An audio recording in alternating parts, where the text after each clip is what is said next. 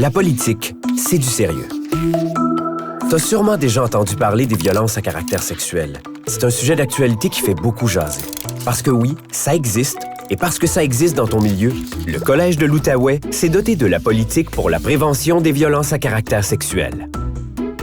En résumé, ton cégep prend le problème très au sérieux et a décidé d'offrir des ressources et outils pour aider tous les membres de la communauté étudiante à évoluer dans un milieu d'études sain et sécuritaire.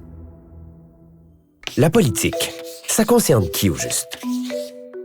Eh bien, ça concerne tout le monde. Dans l'univers du cégep, ça veut dire les professeurs, le personnel, les fournisseurs, les sous-traitants et bien évidemment, les étudiants et les étudiantes. Tous les membres de la communauté collégiale doivent connaître la politique et la respecter. La politique, ça s'applique dans quel contexte? Rien de moins que dans toutes les activités du cégep. On parle ici, bien sûr, de celles ayant lieu à l'école, mais également de celles hors campus, comme les activités scolaires et d'intégration, les activités de stage, les sorties éducatives et les voyages étudiants. Et aujourd'hui, plus que jamais, sur les médias numériques. Une violence à caractère sexuel, c'est quoi? C'est important d'être clair. Quand on parle de violence à caractère sexuel, on parle de toute forme de violence commise par le biais de pratiques sexuelles ou en ciblant la sexualité. On parle notamment de toute conduite qui se manifeste par des gestes, paroles, comportements ou attitudes à connotation sexuelle non désirée. Des exemples concrets, s'il vous plaît.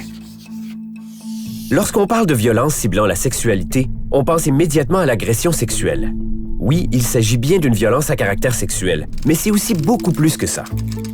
Ça peut être des regards offensants, des remarques désobligeantes sur l'apparence ou l'activité sexuelle, ou encore des commentaires inappropriés sur le sexe. Ça peut aussi prendre la forme de harcèlement sexuel, de cyberharcèlement, de voyeurisme, d'exhibitionnisme, ou encore de comportements sexuels non désirés, comme des tentatives d'embrasser ou d'avoir des contacts physiques. La liste est longue. Dire oui à deux.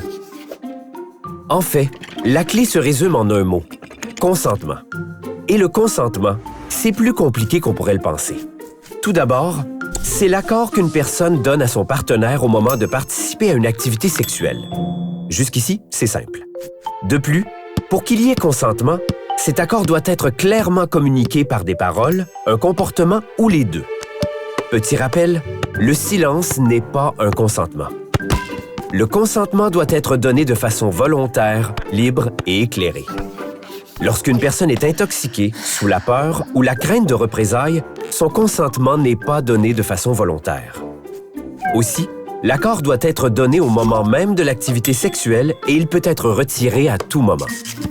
Finalement, le consentement d'une personne mineure avec une personne qui se trouve en situation d'autorité ou de confiance, comme par exemple un entraîneur ou une professeure, n'est pas reconnu légalement. Ça peut résonner fort. Il n'y a rien à prendre à la légère concernant les violences à caractère sexuel. Évidemment, elles peuvent avoir des effets sur la vie académique. Mais surtout, ces actes peuvent avoir de nombreuses conséquences autant sur le plan physique, psychologique, sexuel que social. Ça prend des ressources. Parfois, quand on est témoin ou victime d'une situation, on peut penser qu'elle n'est pas assez grave pour faire un signalement ou déposer une plainte.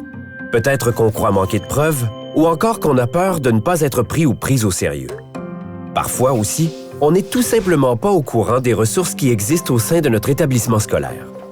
C'est à cause de tout cela que dans le cadre de la politique, le Cégep a choisi de mettre en place des ressources et des mesures de prévention et de protection, entre autres par le biais d'un regroupement de services qui s'appelle le CIPVAX.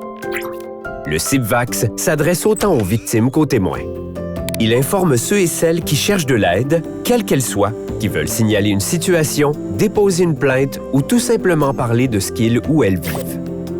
Via téléphone, courriel, texto anonyme ou Mio, tu peux poser tes questions ou tout simplement discuter. On va te prendre au sérieux. On va t'écouter. On va t'offrir de l'aide adaptée. Et sois assuré que le service est complètement confidentiel. Parce qu'au Cégep de l'Outaouais, la politique pour la prévention des violences à caractère sexuel, c'est du sérieux.